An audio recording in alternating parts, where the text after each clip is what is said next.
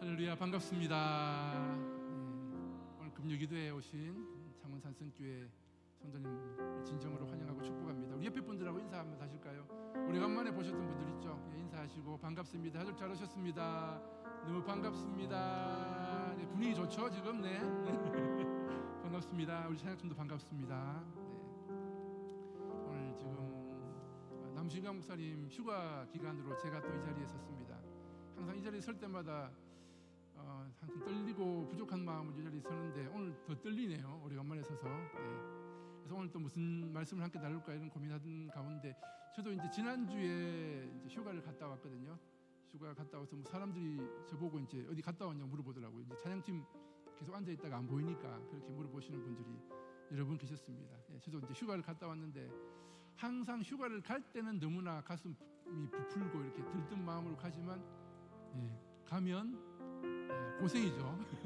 여행을 떠나면 항상 고생이라는 그런 생각이 많이 들고 또 가장으로서 또 가족들을 이렇게 데리고 다녀야 되니까 항상 그런 부담감을 가지고 이제 여행을 떠나는데 집에 오니까 너무 좋더라고요. 집에 에어컨 틀어놓고 이렇게 앉아 있을 때 짐을 던져놓고 그 앉아 있을 때 그 평안함, 여행을 가기 전에 그 부푼 마음보다 더 좋더라고요. 그래서 그 마음이 들면서 저한테 그런 마음이 들었습니다. 우리의 인생과 이 여행은 비슷하지 않을까 하는 그런 생각이 듭니다. 우리의 인생과 여행이 왜 비슷하냐? 우리의 인생 가운데 정말 우리 가슴 부푼 마음으로 이제 인생을 시작하잖아요. 또 우리의 직업이나 또 우리의 배우자나 이 모든 것들을 우리 삶 가운데 정말 부푼 마음으로 시작하는데 어떨 때는 즐겁고 기쁠 때도 있지만 또 어떨 때는 낭망하고 낙심하고 실패하고 좌절할 때도 있는 것이 우리의 인생의 여행이 아닌가 하는 생각이 듭니다. 하지만 그것들을 우리가 모두 이겨낼 수 있는 근거가 되는 것은 우리가 여행을 갔다가 집에 돌아갈 집이 있는 것처럼 우리가 인생의 모든 여정을 마치고 돌아갈 본향집이 있다는 것입니다. 할렐루야. 그 본향집을 우리가 기대하면서 예수님께서 두 팔을 벌려서 우리를 맞이하실 그 본향집을 기대하시면서 우리 오늘의 삶 힘들고 지치고 어렵고 낙심하고 좌절할 때도 있지만 그 모든 상황 가운데서도 넉넉히 이겨내고 매일매일 주님이 주시는 비전과 또 그 목표를 향해서 걸어가실 수 있는 저와 여러분이 되었으면 좋겠습니다. 아멘. 아멘.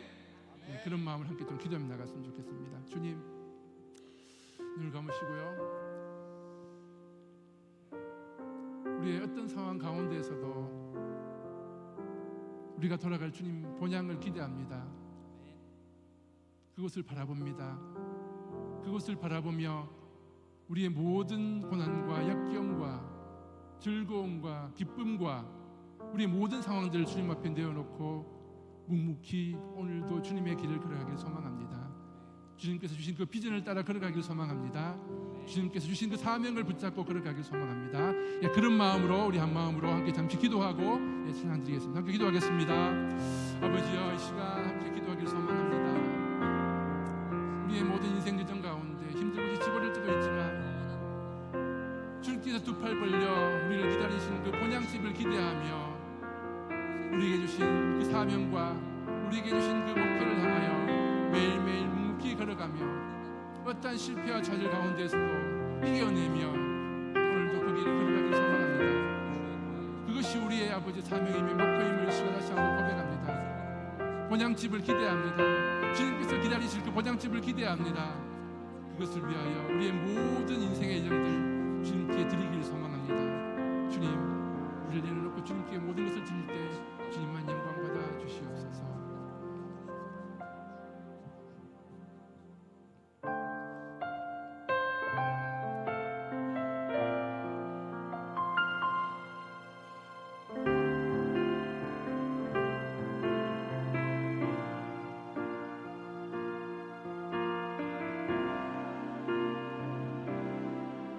나의 나됨을 내려놓고 이 시간 주님만 예배합니다. 나의 상황과 생각들까지 다 주께 맡기옵니다. 나의 나됨을 내려놓고 이 시간 주님만 예배합니다. 나의 상황과 생각들까지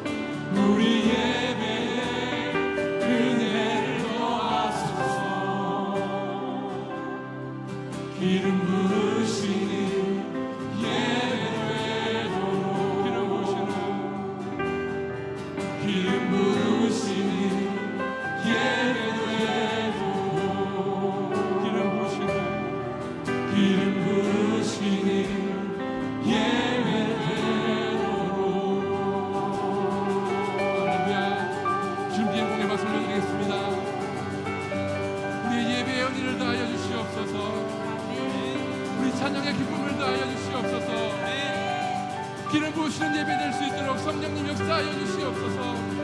할렐루야. 네, 우리 다 같이 기쁜 마음으로 함께 일어나셔서 함께 찬양 드리겠습니다.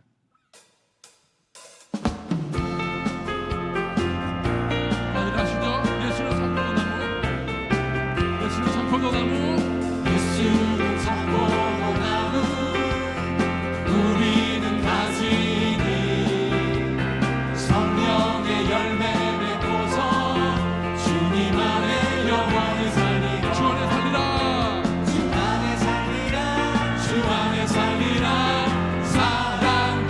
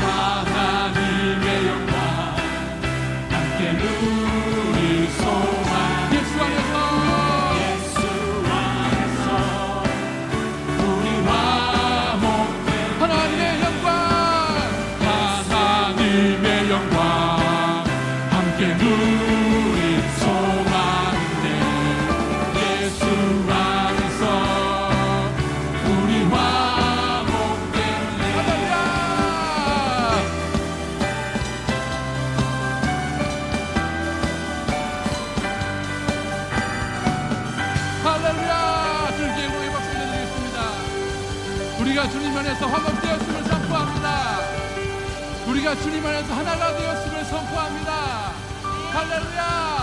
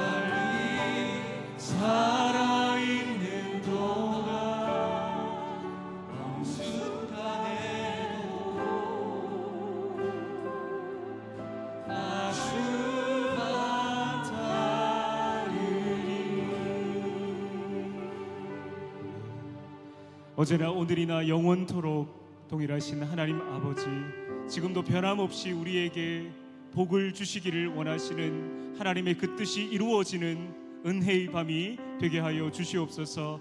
이 나라의 민족을 위해서, 우리가 두 발을 딛고 살아가는 조국 대한민국을 위해서 우리는 오늘 이 밤 간절히 입술을 열어 부르짖어 기도해야 할 줄 믿습니다. 성도 여러분, 육신의 질병보다 더 무서운 것이 있다면 바로 영혼의 질병이 될 것입니다. 그런데 영혼의 질병을 치료할 수 있는 유일한 백신이 있습니다. 그것은 바로 우리의 회개인 줄 믿습니다. 에스겔 33장 11절에 주 여호와의 말씀이니라. 나의 삶을 두고 맹세하노니 나는 악인이 죽는 것을 기뻐하지 아니하고 악인이 그의 길에서 돌이켜 떠나 사는 것을 기뻐하노라. 이스라엘 족속아, 돌이키고 돌이키라. 너희 악한 길에서 떠나라, 떠나라. 함께 이 나라 이 민족을 위해서 기도하실 때 개인을 파괴하고 가정을 무너뜨리고 교회를 쇠퇴하게 하며 사회를 혼란스럽게 만드는 모든 이 땅의 영적인 질병으로부터 주여 이 나라를 치유하여 주시옵소서. 진심으로 뉘우치는 자를 살려주시기를 원하시는 하나님, 오래 참고 회개하기를 기다리고 계시는 하나님, 타락한 이 온 땅과 혈육 있는 자의 부패함을 두고 주님, 우리가 먼저 이 시간 회개하며 나아갑니다. 주여, 음란과 탐욕과 불순종과 황금 만능주의와 위선과 자연 파괴 등의 모든 이 땅의 추악한 죄들을 용서하여 주시옵소서.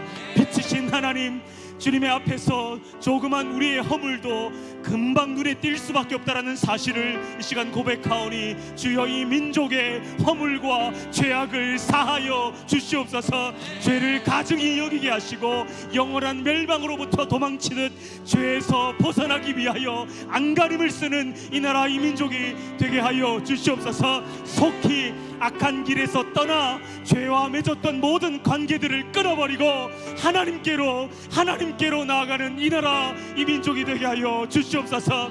악인이 그의 길에서 돌이켜 떠나 사는 것을 기뻐하시는 하나님께 이 시간 주여 한번 부르고 나라와 민족을 위하여 통해 자복하는 마음으로 우리 기도하며 나가겠습니다. 주여,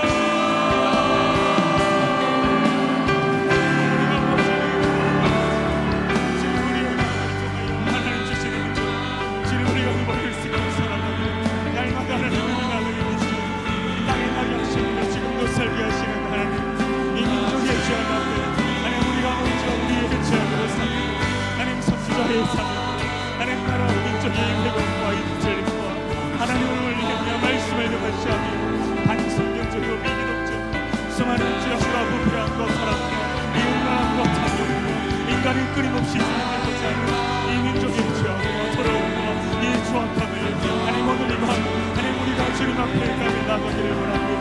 주여, 이들을 용서해 주옵소서. 저는 이 민족의 죄악이 하나님 나의 죄악이었습니다. 이 민족의 겁니다. 하나님 민족의 죄악함과 하나님을 배치하며 사랑과 능력을 누리고 하나님 우리의 능력과 하나님 우리의 부족함이었습니다. 우리가 하나님 앞에 믿음으로 살지 않았습니다. 저는 민족의 죄를 용서해 주시고 하나님 다시 하나님 온 땅의 민족들 안에서 돌이켜 떠나 살게 하나님 속히 악한 길에서 떠나 강포에서 하나님이 다스리시며 이 나라가 이 땅 가운데 하나님의 나라가 임하게 하여 주시옵소서. 주님 아버지 되시고 타락한 온 땅과 별 있는 모든 자들의 부패 앞에 하나님께서 주님을 하나님 모든 자들의 그것이 고백합니다. 하나님과 탐욕, 하나님의 술과 모든 죄와 위선, 하나님 말씀 앞에 죄에 서지 못했던 하나님 우리의 은혜, 하나님 우리의 주, 하나님 우리가 주님을 거룩하게 살지 끊임없이 하나님을 부족하며 하나님 우리가 하나님 우리를 쏟아내며 하나님을 소원하고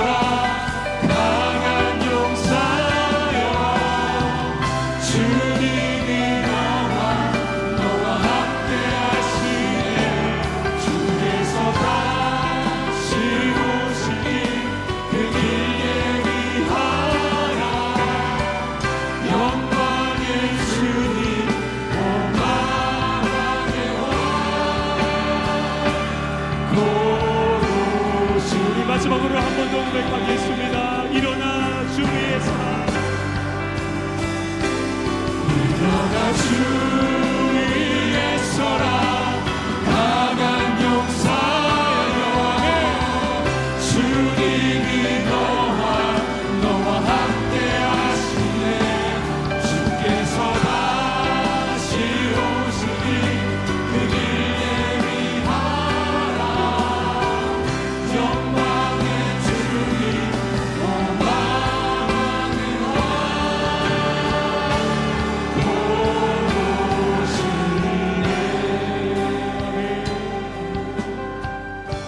함께 고백한 것처럼 주님이 이 자리에 있는 우리 모두를 세상 가운데 성경의 진리로 파수할 강한 용사로 삼아 주시옵소서. 일어나 빛을 바람으로 하나님 나라를 회복하는 일에 우리를 사용하여 주시옵소서.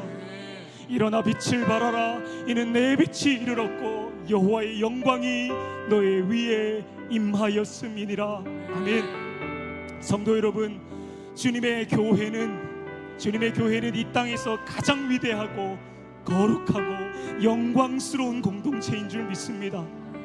이렇게 존경받고 칭찬받아야 마땅한 주님의 몸된 교회가 손가락질과 조롱거리로 전락한 오늘의 현실 앞에 누구도 부끄럽지 않을 수 없음을 우리가 고백하오니 주님 이 땅의 모든 교회, 아니 우리 성도 한 사람 한 사람 그동안 누적했던 우리의 죄악들을 용서해 주시고 다시 하나님의 말씀 앞으로, 다시 절대 진리 앞으로 돌이킬 수 있도록 주여 한국교회 가운데 회개의 영을 부어 주시옵소서. 그리하여 이 나라와 이 민족 앞에서 실추된 하나님의 영광과 거룩함을 회복하게 하시고 세상의 소금과 빛으로 다시 세상 속으로 들어가는 한국교회 되게 하여 주시옵소서.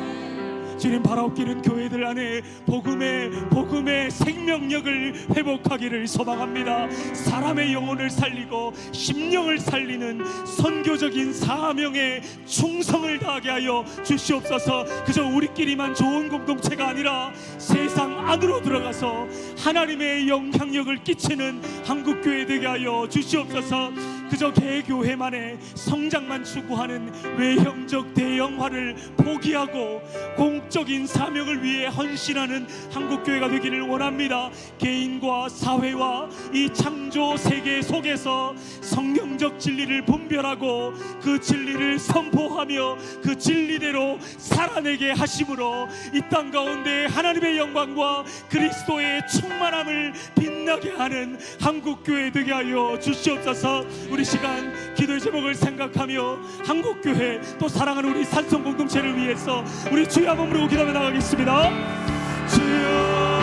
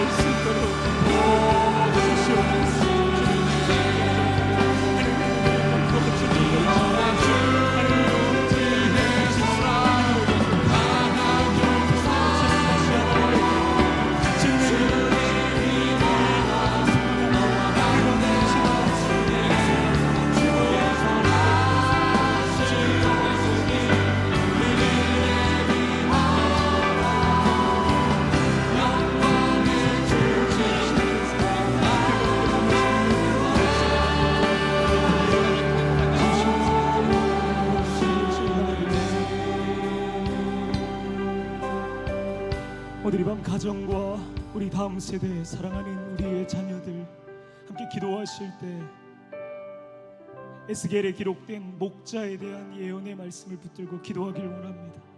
에스겔 34장 26절에 하나님 말씀하십니다. 내가 그들에게 복을 내리고 내 산 사방에 복을 내리며 때를 따라 소낙비를 내리되 복된 소낙비를 내리리라. 아멘. 우리가 참된 목자를 모시고 살아가게 되면 하나님께서는 그분을 통해 놀라운 은혜와 복을 베풀어 주시겠다라고 약속하고 계심을 우리는 보게 됩니다. 함께 우리의 가정을 하나님의 손에 의탁하며 기도합시다. 시들어 가는 풀잎도 비를 맞으면 생기를 되찾게 되는 것처럼 갈급한 심령을 가지고 날마다 하나님을 구하는 우리의 가정들 가운데 복된 소낙비를 내려 주시옵소서. 비를 내려 주심으로 밭에 나무가 열매를 맺으며 산이 땅이 소산을 내게 되는 것처럼 주님, 우리의 가정을 성령의 장맛비로 흠뻑 적셔 주시옵소서. 주님, 그리하여 영적으로 다시 되살아나게 하시고 무엇보다 하나님의 은혜로 평안을 충만히 누리는 우리의 가정 되게 하여 주시옵소서. 바랍긴 우리의 가정을 뒤덮은 사탄의 세력과 모든 억압으로부터 자유케 됨으로 주님 안에서 참 자유를 맛보는 믿음의 복된 가정들 되게 하여 주시옵소서. 주님, 우리의 자녀들 또한 하나님이 내려주시는 이 복된 소낙비, 이 풍성한 장맛비를 충만히 받게 하셔서 육신의 복과 심령의 복과 영적인 복을 누리며 살아가는 우리의 자녀들이 되기를 소망합니다. 주님, 때를 따라 비를 내려주시는 하나님, 우리의 자녀들이 주어진 환경과 상황을 탓하기보다 이른 비와 늦은 비를 적절하게 공급하여 주시는 하나님만을 전적으로 신뢰하며 살아가게 하여 주시옵소서. 그들의 심령의 밭이 부드러워져 옥토가 되게 하셔서 풍성한 말씀의 열매를 이루고 삶의 기쁨이 충만한 우리의 다음 세대들, 믿음의 자녀들 되게 하여 주시옵소서. 우리 시간 가정과 우리의 자녀들 또 오늘 말씀의 은혜를 사모하는 마음으로 우리 주여 세 번 부르고 합심해서 기도하며 나가겠습니다. 주여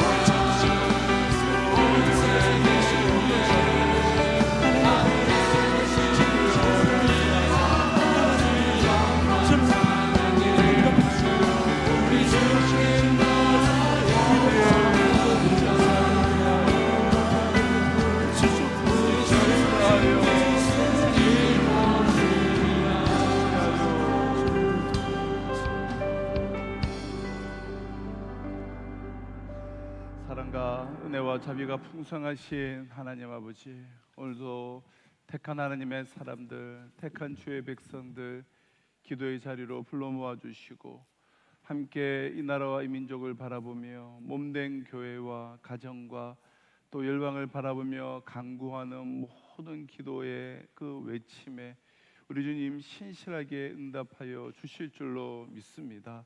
아버지 하나님, 우리 산성교회를 주님의 손에 올려드립니다.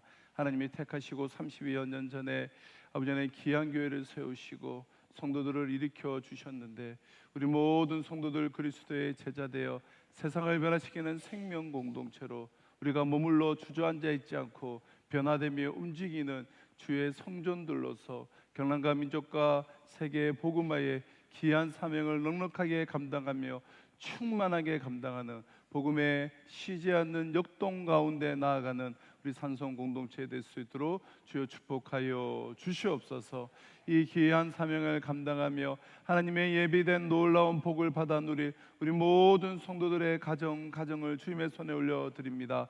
다른 무엇보다 온전히 예수로 말미암아 큰 민족을 이루게 하여 주시옵소서. 각 가정의 믿음의 가정들이 세워지게 하여 주시옵시고, 믿지 않는 모든 형제 자매들, 신앙의 자리를 이탈한 우리 자손들, 부모님들 다 예수 안에서 큰 민족을 이루며 믿음의 가정을 이룰 수 있도록, 가정에 복음화가 일어날 수 있도록 주님 축복하여 주시옵소서.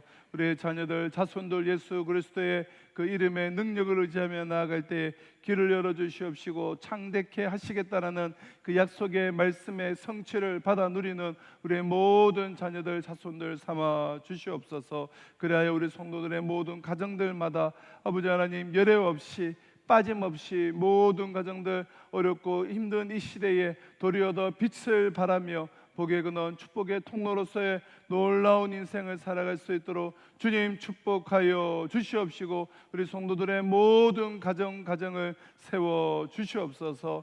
연약함 가운데 있는 성도들 주님의 손에 올려드립니다. 육신의 질병과 마음의 근심과 고통 가운데 있는 성도들, 그 육신의 연약함 가운데에서 아버지 하나님의 놀라운 일들을 경험케 하여 주시옵시고, 그들의 내면은 더욱더 주님과의 친밀한 교제로 살아계신 하나님을 경험하는 시간 삼아 주셔서 그들의 영혼과 육신이 회복해서 충만함으로 이룰 수 있도록 주님 긍휼히 여겨 주시옵소서. 아버지 하나님, 몸된 교회를 섬기며 수고하며 봉사하는 모든 복음의 사역자들, 일꾼들, 아버지 하나님 봉사자들을 주님의 손에 올려드립니다. 그들의 사명 현장에, 사역 현장에 기쁨이 충만케 하여 주시고 열매가 풍성히 경험되어질 수 있도록, 그리하여 주와 복음을 위하여 살아가는 인생이 얼마나 복되고 얼마나 충만하며 얼마나 존귀한가를 우리 성도들의 모든 삶을 통하여서 아버지 하나님 만끽하며 경험할 수 있도록 주님 축복하여 주시옵소서. 아버지 하나님, 무더위의 끝자락에 우리 성도들 또 하반기를 기대하며 더욱더 은혜 충만하게, 또 특별 새벽 기도를 통하여서 예비된 은혜를 충만하게 부어 주셔서 우리 성도들의 삶의 걸음마다 자옥마다 주님이 부르신 그 부르심의 현장에서 놀랍도록 들어지는 복된 인생 될 수 있도록 우리 주님 축복하여 주시옵시고, 오늘 이 밤 우리에게 은혜 위에 은혜를 더하여 주시옵기를 간절히 바라옵고 소원하며 예수님의 이름으로 기도드렸습니다. 아멘.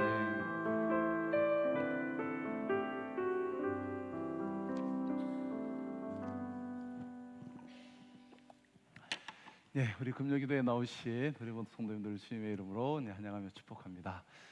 이제 여름도 이제 다 끝나가고, 우리 휴가도 다들 이제 다들 다녀오시고 그러지 않았나 싶습니다. 우리 다음 주 금요일은 우리가 1년에 3차례 이제 지키게 되는 5번째 우리 금요일이라서 우리가 보통 이제 뭐 전도의 모임이나 사랑방 교제나 각 부서 우리가 1박 할 일 있으면 이때를 좀 활용해 주시면 좋을 것 같습니다. 우리가 다음 주 우리 5째 주 금요일이라서 우리 금요 기도회는 우리가 따로 이제 가지지 않고요. 우리가 또 다른 게 금요기도 한번 가보시고 그런 특별한 시간들이 되셨으면 좋겠다 싶습니다. 저는 단 한 주 또 특세를 준비하고 그 후에 우리가 또 하반기를 특별 새벽 기도회로 우리 문을 열고 시작하게 되는데요. 그래서 기도를 많이 해주시면 감사하겠습니다. 예, 그렇죠. 자, 오늘 함께 나눈 하나님의 말씀은 우리 베드로전서 1장 우리 8절 9절 말씀입니다. 우리 신약 성경 베드로전서 1장 8절 9절 말씀을 제가 봉독을 하고 또 같이 한번 우리 합심하여서 합독해서 또 읽도록 하겠습니다. 베드로전서 1장 8절 9절 말씀, 신약 성경 377면에 있는 베드로전서 1장 8절 9절, 제가 먼저 읽습니다. 예수를 너희가 보지 못하였으나 사랑하는도다. 이제도 보지 못하나 믿고 말할 수 없는 영광스러운 즐거움으로 기뻐하니 믿음의 결국 곧 영혼의 구원을 받음이라. 아멘. 우리 같이 읽도록 하겠습니다. 예수를 너희가 보지 못하였으나 사랑하는도다. 이제도 보지 못하나 믿고 말할 수 없는 영광스러운 즐거움으로 기뻐하니 믿음의 결국 곧 영혼의 구원을 받음이라. 아멘. 네. 제가 이제 교육자로 사역을 처음 시작한 교회는 이 경기도 하남에 있는 이제 하남교회라는 곳이었습니다. 고등부 교육 전도사로 저는 그렇게 교육자로 처음 사역을 시작하게 되었는데요. 당시 그 하남교회는 뭐 한 장년들 한 2,000여 명이 정도가 모이는 그러니까 중대형 교회라고 할 수 있는 이제 그런 규모가 있는 교회였는데요.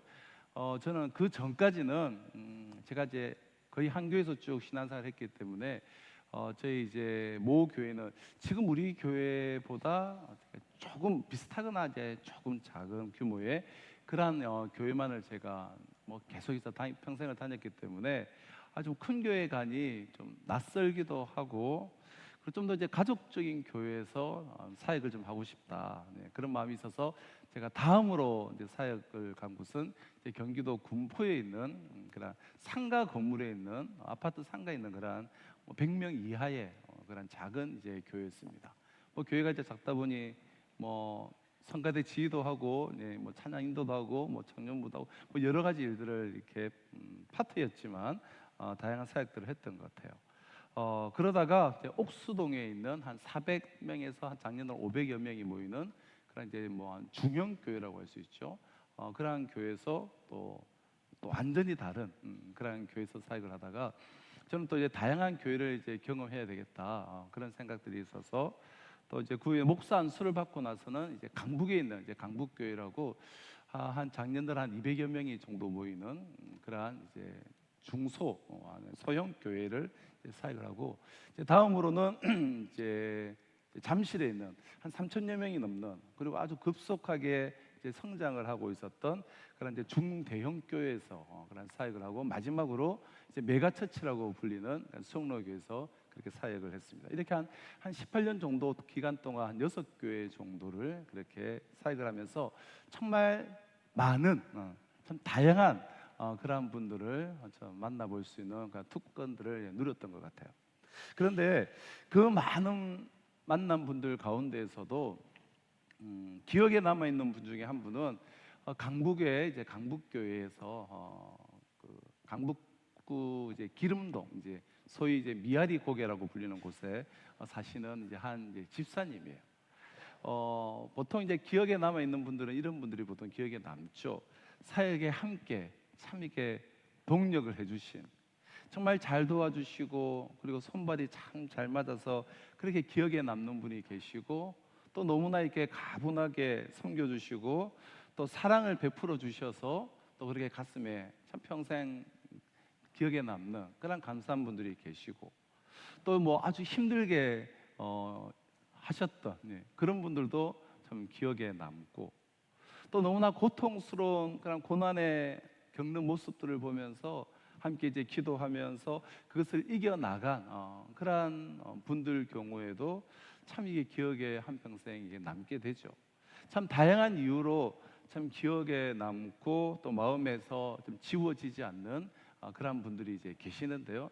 이 집사님은 어떤 부분 때문에 참 그렇게 기억에 제 마음속에 남아 있냐면 그 집사님 안에 있는 기쁨 때문이에요. 기쁨. 정말 그 집사님 자체가 그냥 기쁨이었던 것 같아요. 이 집사님 보니까 얼마나 이렇게 밝으신지 몰라요. 항상 이렇게 웃고 계시고 그러나 막 웃고 계시다고 해서 조금 더 감이 없이 뭔가 안정적이나 그러나 항상 이렇게 웃고 계시고 그리고 활기차고 밝고 그리고 긍정적이고 또 적극적이고 지금도 제가 이제 잘 못하지만 이제 막 목사 안수를 받았을 그때 제가 이제 설교를 또 얼마나 이제 못했겠습니까? 근데 그 집사님은 제가 그렇게 설교만 하고 나면 이렇게 엄지척하면서 정말 은혜 받았다고 뭐 저뿐만 아니라 뭐 다른 목사님들에게도 정말 격려하고 항상 이제 칭찬을 하고 그렇게 항상 힘을 주세요. 그리고 항상 이제 맨 앞자리에 앉으셔서 찬양도 어쩜 그렇게 즐겁게 이렇게 밝게 이제 하시는지. 참 그 집사님만 뵈면 사실 이제 외모적으로는 지금 내가 대충 생각해 봤을 때 당시 뭐 저랑 비슷했던 것 같아요. 40대 후반 혹은 50대 초반에 그렇게 이제 그리고 외모적으로는 이렇게 뭐 매력이 있는 스타일이 전혀 아니십니다. 사실은 아주 외모적으로 나도 이제 좀 촌스러운 그런 이제 분이셨는데요. 하지만 너무 밝고 그리고 긍정적이고 또 은혜가 충만하시기에 그 집사님을 이렇게 뵙기만 하면 그런 우리가 밝고 참 긍정적이고 그런 에너지가 있는 분들은 우리가 잠시 만나고 교제하고 해도 그게 좀 전달이 되지 않습니까? 참 그래서 항상 이제 그분을 뵈면 신이 나고 막 기분이 좋아지는 참 그런 이제 집사님이셨는데요. 그 교회는 당시 이제 3년마다 이렇게 성도들 전 대신방이 있었는데요. 제가 사역하던 2년 차에 그렇게 대신방이어서 이렇게 신방 위원들하고 가게 되었는데요. 미아리로 알려진 그 기름동 그 산 꼭대기에 살고 계셨는데요. 저는 사실 굉장히 그 신방을 가서 저는 이제 처음 가봤으니까 많이 놀랐어요. 아니 아직도 서울에 아무리 강북이지만 참 이런 동네와 이런 집들이 있다니 저는 굉장히 놀랐고 게다가 그 동네에서도 아주 낡은 그러한 집에서 이 집사님과 그 자녀들이 자녀가 2명이 있었는데 첫째 자녀는 이제 당시 청년 이제 자매였어요. 그리고 이제 고등학생 아들이 있었는데 그 자매도 참 그렇게 엄마를 닮아서 얼마나 이렇게 밝았는지 몰라요. 근데 그분들이 제가 평소에 교회에서 보던가는 좀 예상이 안 되는 연결이 안 되는 참 그러한 곳에 이제 살고 계신 것에 대해서 제가 표는 낼 수는 없었지만 겉으로는 태어난 척했지만 속으로는 사실 굉장히 놀랐었습니다. 평소에 뵀던 그 집사님의 정말 밝고 적극적이고 활기찬 모습에 비해서 그 집이 너무나 너무나 이 두 자녀와 신앙생활하지 않는 당시의 남편과 내 가족이 그 미아리 고개의 그 달동네 그 동네에서도 정말 낡고 오래된 정말 냄새가 나는 그런 다세대 주택의 반지하에서 그렇게 살고 계셨는데 평소 뵀던 모습에 비해서 참 제가 생각 이상으로 너무 형편이 어렵고 그런 것에 대해서 제가 뭐 좀 놀랬다라고 해야 될까요? 아니면 매우 당황스러웠다고 해야 될까요? 하여튼 그런 좀 복잡한 마음이었습니다. 그러니까 신방을 받는 동안에도 목사님 우리 이렇게 살아요 하시면서 평소와 마찬가지로 어쩜 그렇게 입에서 감사와 그 기쁨이 그치지 않는지 남편이 그래도 이제 번듯한 직장생활을 하다가 IMF 때 실직하게 되고 그래서 작은 식당을 하다가 또 그 식당이 어렵게 되면서 그 남은 재산까지 다 잃어버리고 이런저런 어려움을 겪으면서 이제 거의 이제 쫄딱 망하다시피 해서 미아리 고개로 이사를 오시게 된 거예요. 이곳에 와서 신앙생활을 하시게 되고 또 그곳에 와서 교회를 다니면서 은혜도 받게 되셨는데 그 감사와 그 신앙의 그 고백과 목사님 저는 예수님이 너무 좋아요.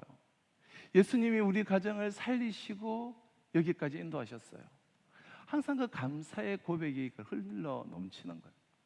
그리고 그 정말 얼굴이 얼마나 환하시고 얼마나 얼굴이 밝은지 신방 가서 도리어 제가 큰 은혜와 감동을 받고 왔던 참 그렇게 기억되는 신방이었는데요. 그러니까 정말 이제 도전이 되는 것이죠. 어쩜 이렇게 어려운 형편 속에서도 이 충만한 기쁨 가운데 거하실까? 나는 이러한 기쁨을 가지고 있는가? 이 목사의 목회의 목회 근간이 이 기쁨이어야 하는데, 이러한 기쁨의 힘으로 사역해야 되는데, 그건 큰 도전이 되었던 그런 기억이 있습니다. 사랑하는 성도 여러분, 우리의 모습이 우리 이웃에 안 믿는 사람과 비교할 때 다른 점이 있다면 무엇이 있을까요? 믿음, 믿는 것, 맞죠? 아주 중요한 차이점이에요. 우리에게는 믿음이 있습니다. 하지만 상식적인 우리 그런 거 말고, 말을 하지 않아도 참 그 사람하고 나하고 얼마나 다른가라는 것을 참 보여줄 수 있는, 그들이 보기만 해도 당신과 나는 뭐가 왜 이렇게 다르냐, 그런 특징이 있다라면 여러분 무엇을 들 수가 있을까요? 그것은 여러분 기쁨이에요. 아니, 기쁨이어야만 합니다. 예수 믿는 사람은 안 믿는 사람들은 상상도 할 수가 없는, 하지 못하는 그러한 기쁨이 있기 때문이에요.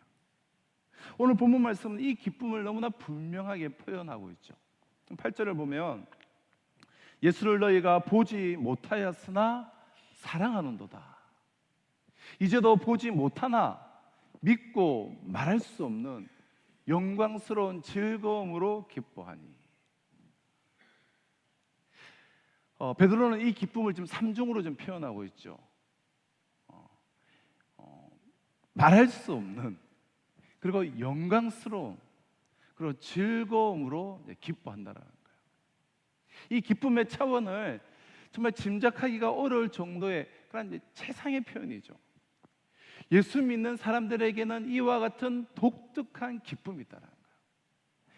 반드시 이러한 기쁨이 있다는 거예요. 기쁨에 대한 우리가 정도의 우리가 차이는 물론 개인의 성향에 따라 우리가 있겠지만, 예수 믿는 자들에게는 이러한 독특한 근원적이고 본질적인 기쁨이 있어요. 만약 이러한 기쁨이 없다라고 한다면 내 신앙을 점검해 봐야 돼요. 그것은 비정상이에요.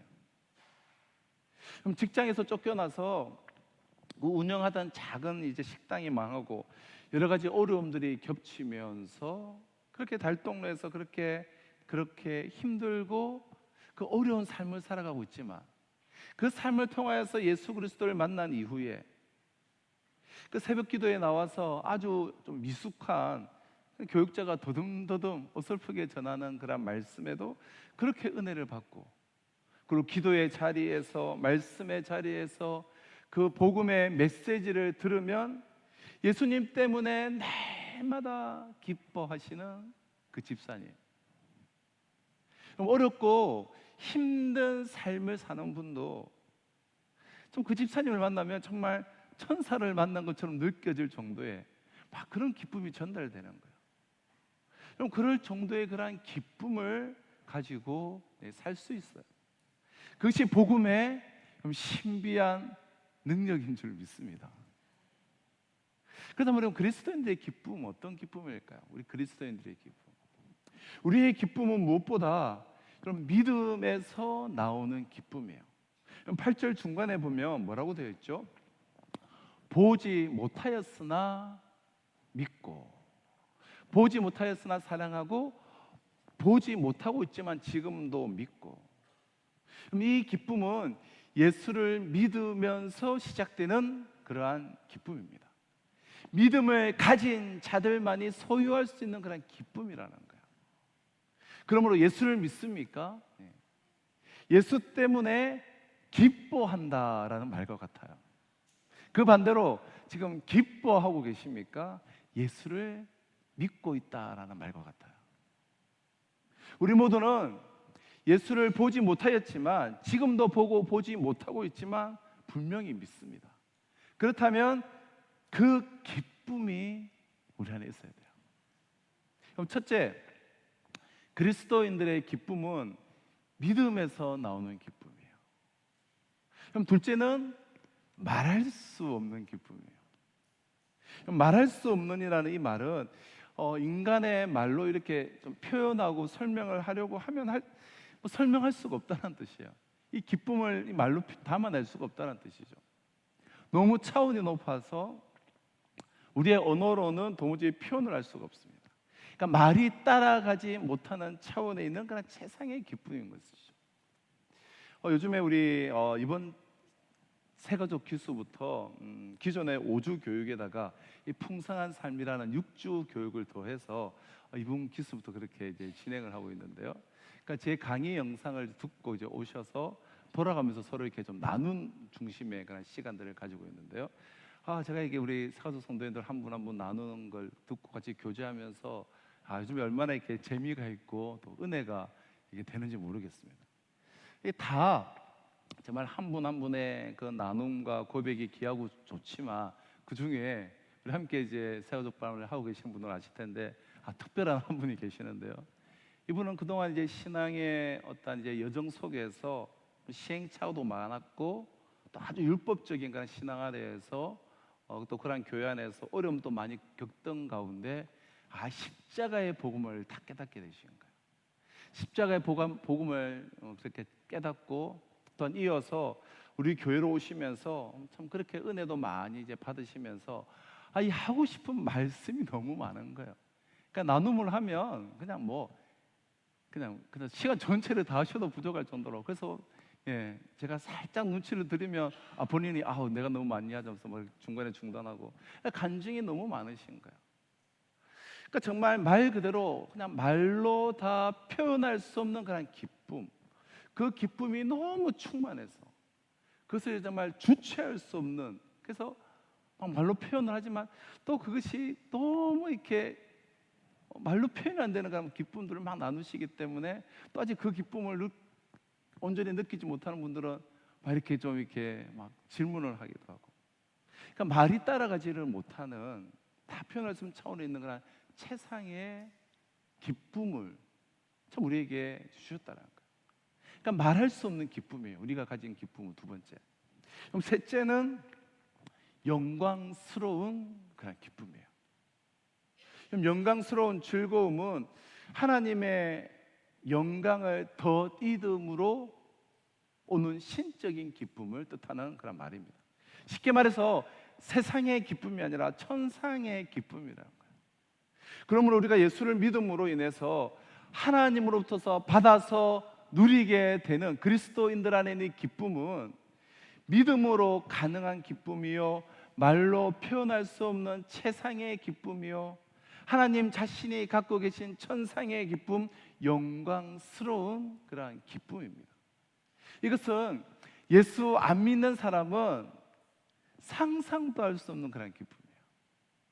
하나님은 믿는 모든 자들에게 차별 없이 이 기쁨을 다 주십니다. 주님 앞에 무릎 꿇고 나와서 나는 죄인입니다라고 고백하기만 하면 그 집사님과 같이 그 달동네에서 한평생을 힘들게 살다가 가는 사람이든 화려한 저택과 별장에서 사는 사람이든 실직을 당해서 당장 먹고 살 길이 없는 막막한 사람이든 살아갈 걱정이 없을 만큼 여유 있는 사람이든 여러분 똑같은 기쁨을 누리게 하세요. 남녀노소를 불문하고 이 기쁨을 선물로 주시는 것입니다. 이 시간 혹 설교를 지금 들으면서 딴 세상 이야기를 하는 것 같다, 나하고는 너무 거리가 멀다, 현실감도 없고 무슨 소리인지도 잘 모르겠고 그냥 말이고 이론이지 실제 그런 것이 어디 있는가, 그런 생각이 혹 드는 분이 계실지도 모르겠는데요. 오해하지 마시기를 바라요. 자, 이런 기쁨은 그저 날마다 나사 하나가 빠진 사람처럼 막 웃고 다니는 그런 기쁨을 말하는 것이 아니에요. 감정이 좀 과하게 분출이 되는 그런 기쁨을 말씀드리는 것이 아니에요. 이 기쁨은 내 마음속에 조용히 간직이 된 기쁨이에요. 물론 그 기쁨이 성향에 따라서 다양하게 나타날 수도 있지만 내 마음속에 조용하게 그러나 아주 무게 있게 간직된 기쁨이에요. 그 기쁨이 때로는 폭발할 수도 있지만 마음속에 가만히 아주 잔잔히 숨어 있을 때도 있는 거예요. 그러나 이 기쁨은 흔들리지 않아요. 그럼 기도하는 마음으로 가만히 여러분 스스로를 잘 돌이켜 보시기를 바라요. 이 기쁨의 불씨가 그 마음속에 나에게도 있다는 것을, 나에게도 살아있다는 것을 여러분 깨닫게 될 거예요. 물론 사람마다 약간의 나타나는 차이는 있을 수가 있어요. 어떤 분은 그 기쁨이 무엇인가에 지금 좀 짓눌려서 터져 나오지를 못합니다. 또 어떤 사람은 그 기쁨을 느끼기는 느끼는데 표현이 이렇게 잘 안 될 수도 있어요. 그러나 오늘 이 시간 말씀을 들으면서 저와 우리 모두의 이 마음속에 믿고 말할 수 없는 영광스러운 이 기쁨이 다시금 회복되어지는 은혜를 성령님께서 우리 모두에게 부어주시기를 축원합니다. 다시 한번 강조하지만 이 기쁨은 우리에게만 있는 기쁨이에요. 우리 그리스도인들에게만 있는 기쁨입니다. 우리만이 알고 있고 맛보고 경험하고 누릴 수 있는 기쁨이에요. 이렇게 제가 소리 높여서 제가 자신 있게 말씀드리는 분명한 근거가 있습니다. 우리 안에 있는 기쁨이 여러분 계속해서 멈추지 않고 솟아오를 수 있는 두 개의 샘이 우리 심령 속에 있기 때문이에요. 높은 산에 우리가 올라가서 이 바위 틈을 보면 거기서 이렇게 펑펑 솟아나는 그 샘을 우리가 발견하게 되지 않습니까? 그 샘을 볼 때마다 여러분 얼마나 그 신선함을 느껴요. 제가 지난주 주중에 우리 서울에 우리가 볼 일이 있어서 처남댁에 이제 갔다가 우리 처남 집이 이게 독립문에 있는데요. 독립문 그 처남 집 바로 앞에 이제 길만 건너면 이제 인왕산으로 올라갈 수 있는 그런 길이 있어서 제가 올라갔는데요. 이제 과거에는 이제 인왕산 전상으로 해서 바로 건너편이 이제 뭐 옥인동 그리고 이제 뭐 이제 강화문 그리고 이제 뭐 경북궁 청와대가 있고 이래서 정상이 이렇게 통제가 많이 되었는데 지금은 이제 통제가 다 풀려서 정상까지 올라갔다가 그 반대편으로도 이제 청와대 쪽으로 내려갈 수 있고 이렇게 돼 있더라고요. 그래서 제가 한번 이제 정상까지 가서 좀 한번 가보려고. 근데 새벽에 사실 처음에 나올 때는 그냥 가벼운 산책처럼 그렇게 아침에 새벽에 나왔다가 이게 정상까지 갈 수 있고 건너편까지도 갈 수 있으니까 제가 이렇게 가고 싶은 거예요. 그래서 무리를 해서 한 1시간 아주 가파른 돌산인데 올라갔는데 전혀 준비도 안 됐고 그냥 가벼운 차림으로 아무 마실 물도 없이 갔기 때문에 한 1시간 정도 갔을 때에 워낙 고바이였고 너무 덥지 않았습니까? 그래서 이게 타는 듯한 갈증이 나는 거야. 정말 목이 마르고 그 이제 탈수 증상이 와서 야 이게 거슬러 갈 수 있을 정도 갈 수가 있을까 싶을 정도로 막 이렇게 큰일이 난 거야. 그런데 그 중간에 그 바위 틈에 이 작은 샘이 있는 거야. 물론 약수터로 사용하는 그런 샘이 있어서 다행히 이제 목을 이제 축일 수가 있어서 좀 무사히 다녀왔는데요. 그럼 이 산 속에서 우리가 극한 목마름 가운데 있을 때 이 샘을 만나는 것은 얼마나 이것은 생명과도 같은 것입니까? 정말 말 그대로 이 생명샘이죠. 마시고 또 퍼마셔도 생수가 끝없이 솟아나요. 그래서 그 샘물이 흘러 나중에 냇가를 이루고 냇가가 강을 이루고 또 바다를 이루지 않습니까? 근데 이러한 샘과 같은 샘이 두 가지 샘이 우리 심령 속에 주어져 있다는 거예요. 첫째는 예수 사랑이라는 그런 샘이에요. 그럼 8절을 다시 보시면 예수를 너희가 보지 못하였으나 사랑하는도다. 그럼 그 사랑 때문에 믿고 말할 수 없는 영광스러운 즐거움으로 우리가 기뻐하는 사람이 된 것이에요. 여러분 예수님을 사랑하십니까? 어느 정도로 사랑하십니까? 이 놀라운 예수의 사랑을 발견하고 정말 그 사랑 때문에 내가 내 안에 있는 그 예수 그리스도의 사랑 때문에 예수를 위해서라면 내가 무엇이든지 다 희생해도 조금 더 손해 보았다라는 생각을 가지지 않을 만큼 그렇게 여러분 주님을 사랑하십니까? 그럼 사랑은 항상 기쁨이라는 시녀를 데리고 다녀요. 그럼 사랑에 빠진 사람 치고 그럼 기뻐하지 않는 사람은 아무도 없어요. 그럼 사랑하면 기뻐하게 되어 있어요. 우리가 무엇이든지 다 주어도 좋을 만큼 정말 사랑하는 대상을 내가 발견했다고 한번 생각해 보시죠. 그 대상이 누구이든 사랑은 틀림없이 우리에게 형용할 수 없는 그러한 기쁨을 우리에게 느끼도록 만들어줘요. 받은 것이 아니라 다 주었는데 기쁨을 느끼도록 만드는 거, 이게 바로 사랑이에요. 예수님은 나 같은 죄인을 구원하시기 위해서 내가 알지도 못하던 때 이 세상에 오셔서 그 무거운 십자가를 지시고 골고다로 향하셨습니다. 그리고 이렇게 말씀하셨어요. 내가 너를 사랑하기 때문에 내가 이 길을 가노라. 너의 죄가 너무나 무겁고 커서 그대로 두었다가는 영원히 하나님의 심판을 받을 수밖에 없기에 내가 너의 죄를 대신 지고 가노라. 그래서 십자가를 지셨던 거예요. 예수님은 우리를 너무나 사랑하신 나머지 우리를 대신해서 죽으셨습니다. 그리고 사흘 만에 부활하셔서 아무 공로 없는 우리를 향해서 믿기만 해라. 그럼 내가 너희를 영원한 나라로 인도해 주겠노라고. 이런 구원의 길을 활짝 열어놓으셨습니다. 지금도 주님은 하나님 우편에서 우리를 위해서 기도하고 계세요. 이와 같은 예수님의 그 사랑을 발견하는 순간 우리는 주님 사랑합니다, 내가 주님을 정말 믿습니다 라고 고백할 수밖에 없습니다. 우리 마음은 온통 예수를 향해서 달려갈 수밖에 없어요. 이것이 바로 예수 믿는 사람이 세상 사람들과 다른 점이죠.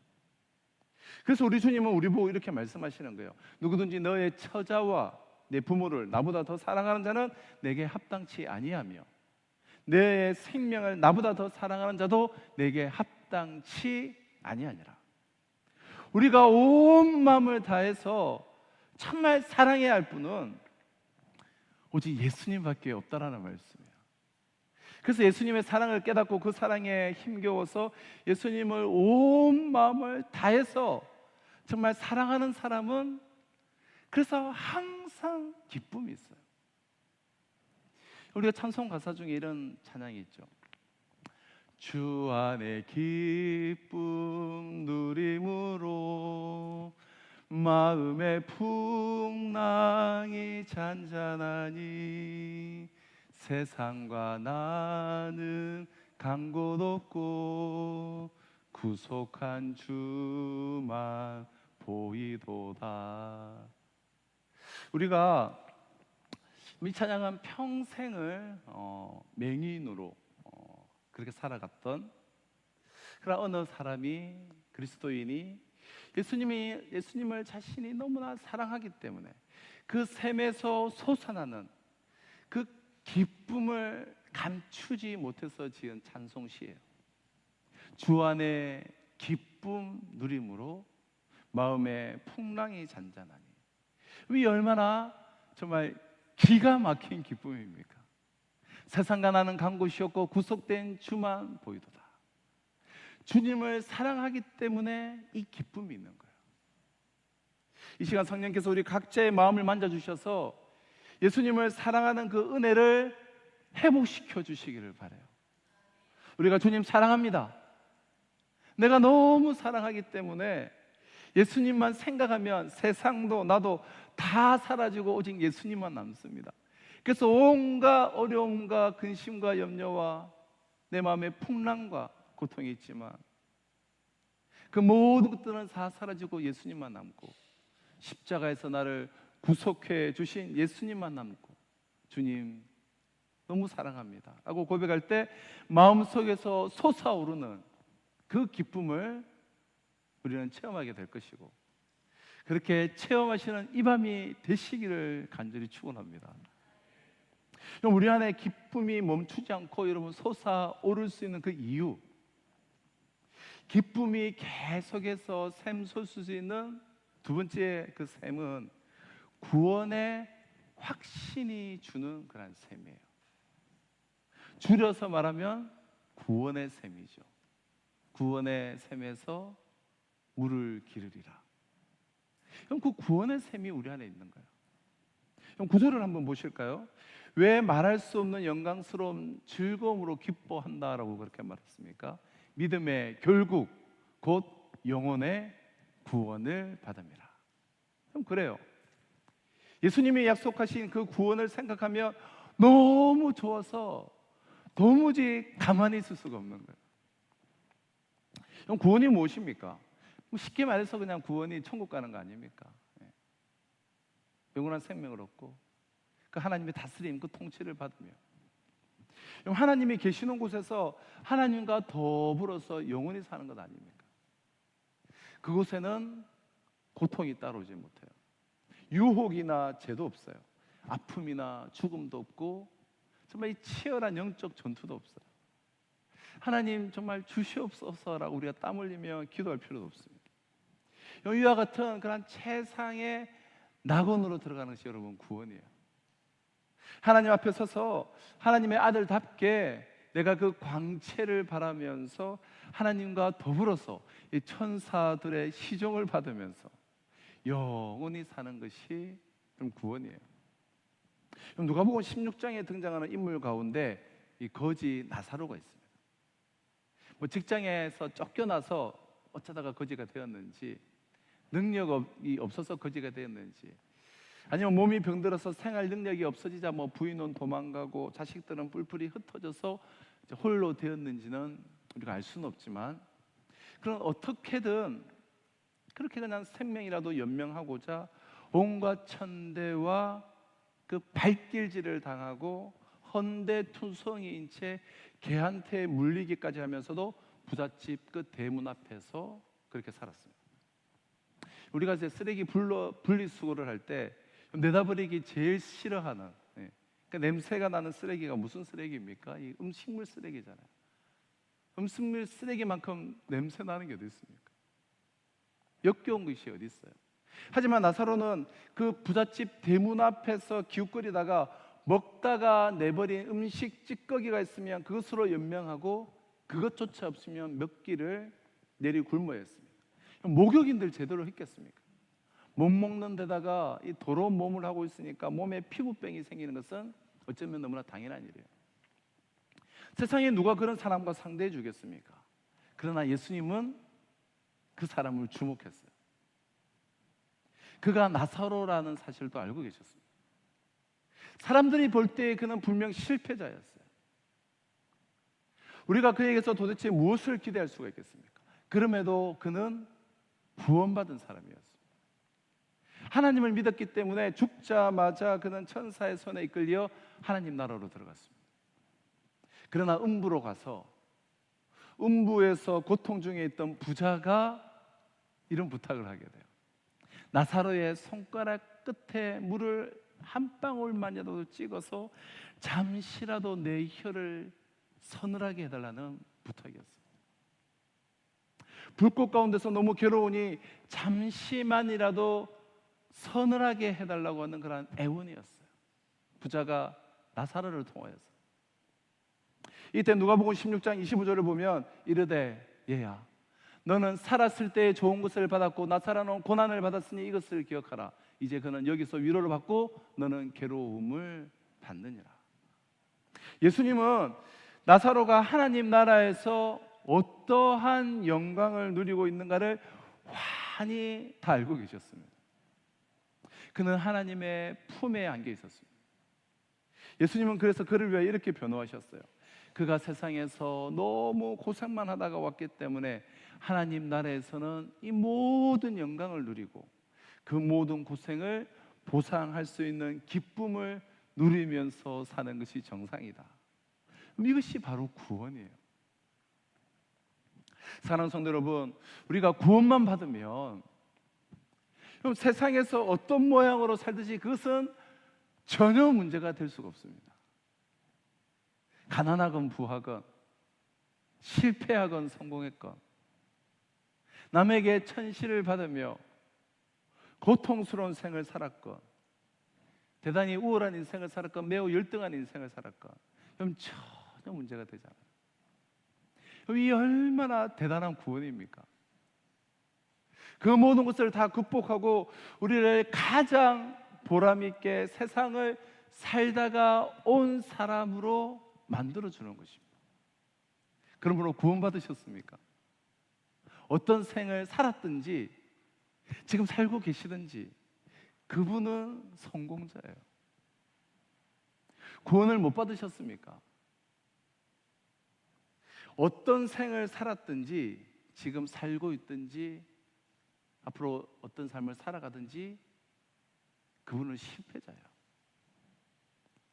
구원은 우리의 삶의 의미와 질을 결정하는 지표가 된다는 점에서 구원의 중요성은 아무리 강조해도 지나침이 없습니다. 이 땅에서 그 무엇을 대단하게 했더라도, 크게 성공하고 대단한 일을 이루었다고 하더라도, 그러나 그가 구원받지 못했다면, 예수 그리스도를 진실로 사랑하며 그의 인격이 주님의 그 다스림과 통치를 받고 있지 않다면 모든 것이 헛거예요. 아무런 의미가 없습니다.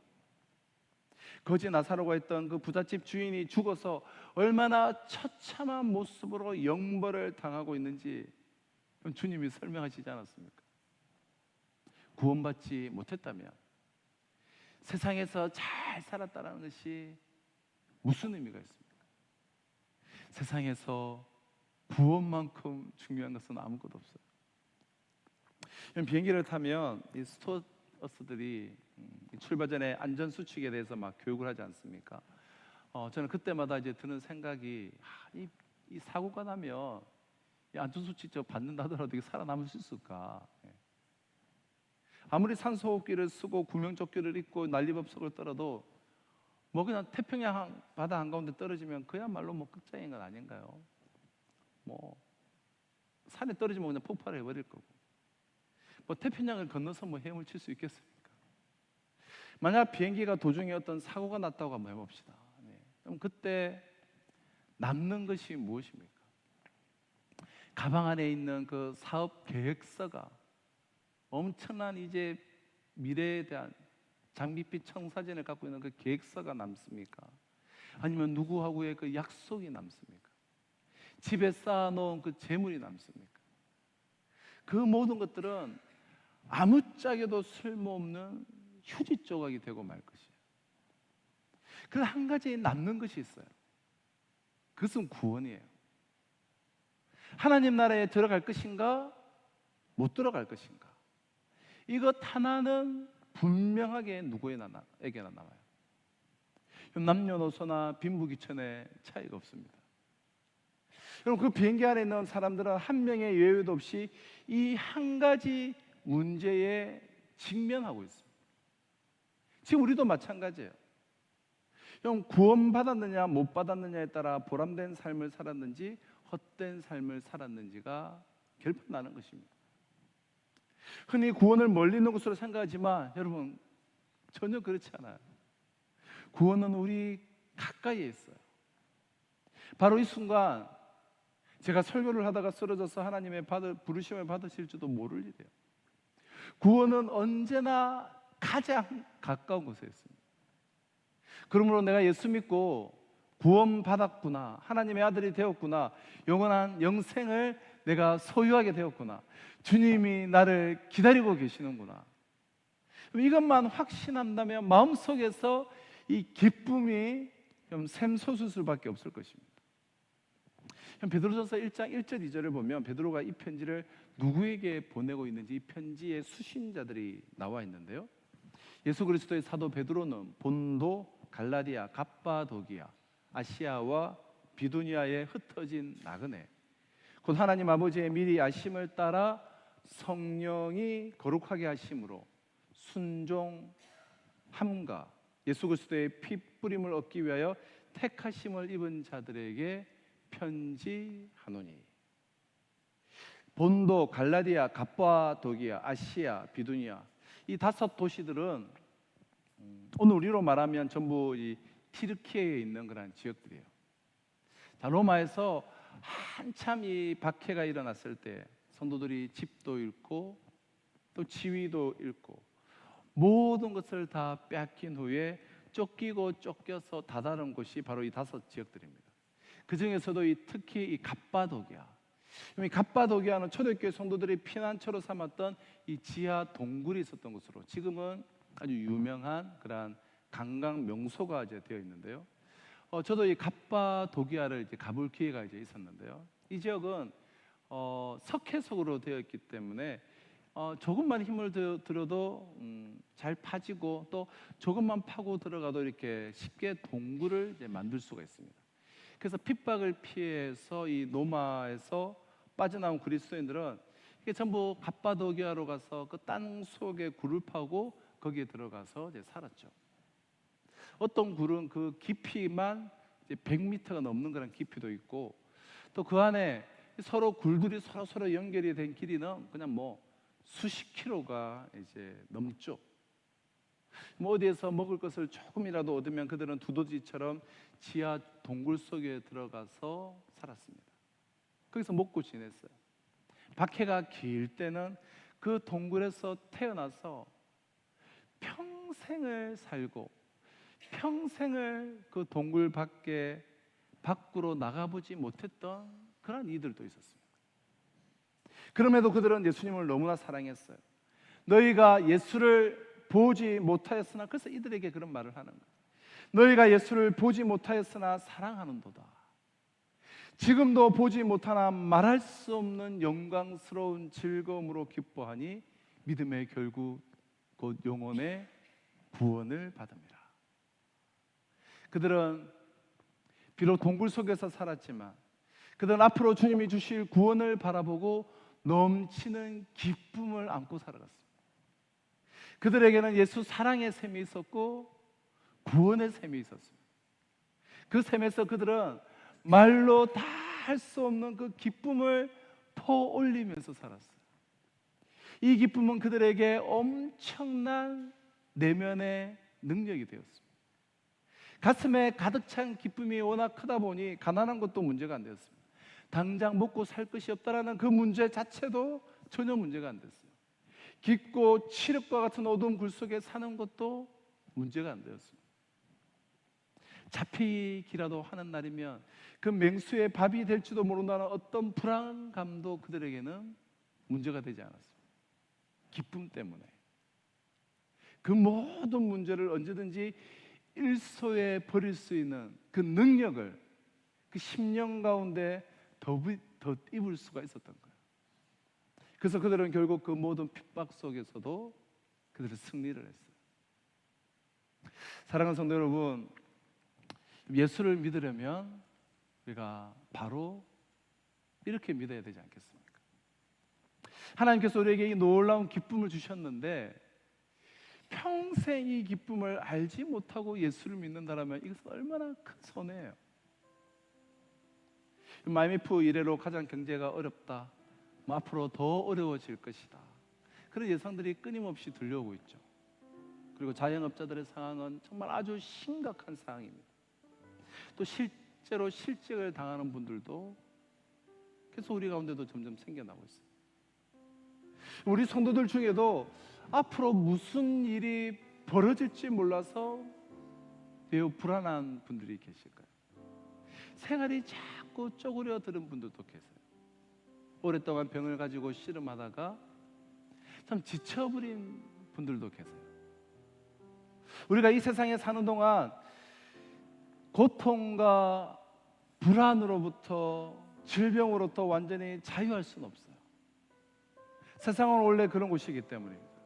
그러나 주님은 우리에게 이 모든 문제와 고통을 극복할 수 있는 자생력을 우리에게 주셨습니다. 그 자생력이 무엇입니까? 예수를 사랑하기 때문에 터져나오는 기쁨, 내가 구원을 받았다는 확신 때문에 내 심령 속에서 솟아나는 그 기쁨, 이 기쁨이 자생력이에요. 이 기쁨이 능력이에요. 우리는 이 기쁨으로 그 모든 현실의 어려움들을 녹여버릴 수가 있습니다. 현실의 벽이 높으면 높을수록 우리는 더 차원 높은 삶을 살 수가 있습니다. 혹시 거지 나사로처럼 초라한 생을 내가 살아간다고 해도 절대로 후회하지 아니하는 영광스러운 하나님의 자녀가 된 것을 믿으시기를 바라요. 이 믿음으로 이 기쁨으로 오늘 이 시대의 모든 어려움들을 극복하며 이겨내며 승리하는 그런 복된 인생을 살아가시기를 축원합니다. 이제 하나님께서 우리 모두에게 이와 같은 은혜를 부어주시기를 주님의 이름으로 축원합니다. 자, 우리 주신 약속의 말씀을 우리 가슴에 새기며 우리 이 고백, 나의 믿음의 고백을 함께 고백하시죠. 예수를 나의 구주 삼고 성령과 피로 거듭나니 이 세상에서 내 영혼이 하늘의 영광을 누리리라. 이것이 우리의 간증인 줄로 믿습니다. 예수를 나의 구주 삼고 성령과 피로써 거듭나니 이 세상에서 내 영혼이 하늘의 영광 누리도다. 이것이 나의 간증이요, 이것이 나의 찬송일세. 나 사는 동안 끊임없이 주를 찬송하리로다. 온전히 주께 맡긴 내 영, 사랑의 음성을 듣는 중에 천사를 왕래하는 것과 하늘의 영광 이것이 나의 간증이요, 이것이 나의 간증이요, 이것이 나의 찬송일세. 나 사는 동안 끊임없이 주를 찬송하리로다. 주 안의 기쁨, 주 안의 기쁨 누림으로 마음의 분당이 잔잔하니 세상과 나는 간 곳 없고 속한 주만. 이것이 나의 간증이요, 이것이 나의 간증이요, 이것이 나의 찬송일세. 나 사는 동안 끊임없이 우리 믿음의 고백으로 한번 고백합시다. 주 안의 기쁨 누림으로, 주 안의 기쁨 누림으로 마음의 분당이 잔잔하니 세상과 나는 한 곳 없고 구속한 주만 아멘. 이것이 나의 간증이요, 이것이 나의 찬송일세. 나 사는 동안 끊임없이 주를 찬송. 이것이 나의 간증이요, 이것이 나의 간증이요, 이것이 나의 찬송일세. 나 사는 동안 끊임없이 주를 찬송하리로다. 사랑하는 성도 여러분, 어렵고 힘든 이 시대여나 궁핍하고 고단한 이 시대여나 이 시대를 어떠한 힘으로 우리가 나아가고 있습니까? 우리에게는 예수 사랑이라는 그 영원히 마르지 않는 생명의 샘이 우리 심령 가운데 깊이 새겨져 있습니다. 구원의 샘이 우리 심령 가운데 있습니다. 온전히 예수를 사랑함으로, 예수 사랑으로 말미암아서 주어지는 그 기쁨으로 이 시대를 승리하는 인생 되시기를 바랍니다. 나에게 구원을 허락하신 하나님, 내 안에 있는 그 예수 그리스도를 말미암는 그 흔들림 없는 그 구원, 그 주님의 통치와 다스림을 받는 그 구원의 샘으로 인하여서 우리 생감나에 우리의 심령 가운데 마르지 않는 샘이 솟아나서 어렵고 힘든 이 시대여나 아버지 하나님 기쁨의 능력으로 승리하는 인생 살아갈 수 있도록 주님 나에게 은혜를 더하여 주시옵시고, 이 두 가지 샘에서 날마다 생명의 능력들을 길어오르는 복된 인생 살아갈 수 있도록 주님 축복하여 주시옵소서. 이 시간 결단의 기도, 다짐의 기도, 주신 약속의 말씀을 가슴에 새기며 우리 주만 부르시고 함께 기도하며 나아가도록 하겠습니다. 주여, 아버지 하나님 나의 은혜를 내려주시옵소서. 주님은 내게